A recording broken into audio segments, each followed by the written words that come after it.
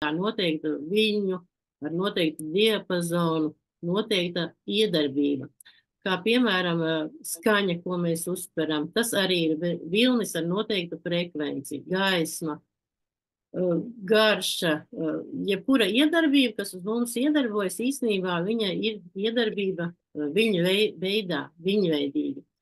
Un šis vilnis var uz mums iedarboties gan pozitīvi, gan arī varbūt netik pozitīvi, nelabvēlīgi un izraisīt dažādas mūsu reakcijas. Tas nozīmē, mūsu organisms rezonē ar apkārtējo vidi un notiek šī savstarpējā iedarbība.